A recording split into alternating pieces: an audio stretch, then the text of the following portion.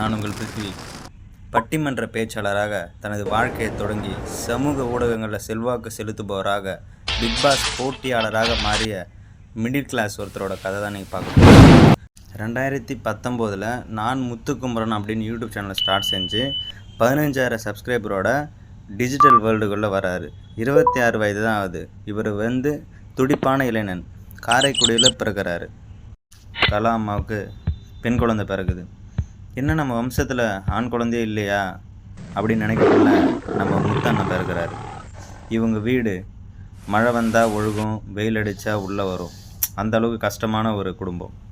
ஏகப்பட்ட புத்தகம் வாங்கி கொடுத்து அம்மா இவர் படிக்க வச்சாங்க. அம்மாவும் கதை சொல்லி முத்தண்ணனை படிக்க சொல்கிறாங்க. அதனால் இவருக்கு நிறைய நாலேஜ்லாம் வளருது. காலேஜுக்கு போகிறாரு. 18 வயசு. வீட்டில் காசு வாங்கக்கூடாதுன்னு ஒரு வைராக்கியம். அதனால் ஃப்ரெண்ட்ஸுக்கிட்ட ஃபுட்டு வாங்கி சாப்பிடுவார். காலேஜ் முடித்து ஒரு ஆஃபீஸில் ஒர்க் செஞ்சு அந்த காசில் நைட்டு ஒரு டைம் மட்டும் சோறு கிடைக்கும். மாதிரி கஷ்டமான நிலைமை தான் இவர் வாழ்க்கையில். எல்லா ரயில்வே ஸ்டேஷன்லேயும் பல நாள் தூங்கியிருக்காரு. கீழே கிடக்கிற பன் எடுத்து சாப்பிட்ருக்காரு. வாழைப்பழத்தில் அழுகி போன பகுதியெல்லாம் போட்டுட்டு நல்ல பகுதிகளை சாப்பிட்ருக்காரு. காசு இல்லாத காரணத்தினால இவர் இவ்வளோ கஷ்டப்பட்டிருக்காரு. அப்புறம் சென்னை வந்தார்.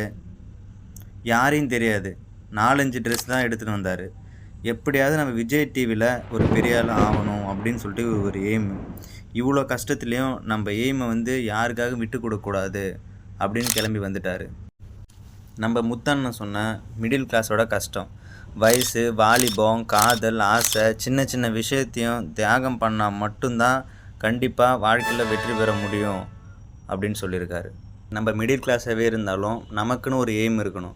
நம்ம அதை சாதிக்கணும். யார் தடுத்தாலும், நமக்கு வறுமை இருந்தாலும், நம்ம எப்படியாப்பட்ட கஷ்டத்தில் இருந்தாலும் நம்ம அதுக்குன்னு போராடி நமக்கான ஒரு ஐடென்டிட்டியை நம்ம உருவாக்கிக்கணும். நம்மளை மாதிரி மிடில் கிளாஸ் பசங்க தான் இந்த நாட்டில் ரொம்ப அதிகம். அதனால் உங்களோட எய்மை நோக்கி நீங்கள் போங்க. அதுக்காக நீங்கள் போராடுங்க. தப்பே இல்லை. ஒரு நாள் நீங்களும் நம்ம முத்தண்ணன் மாதிரி கண்டிப்பாக வாழ்க்கையில் ஜெயிச்சு வருவீங்க.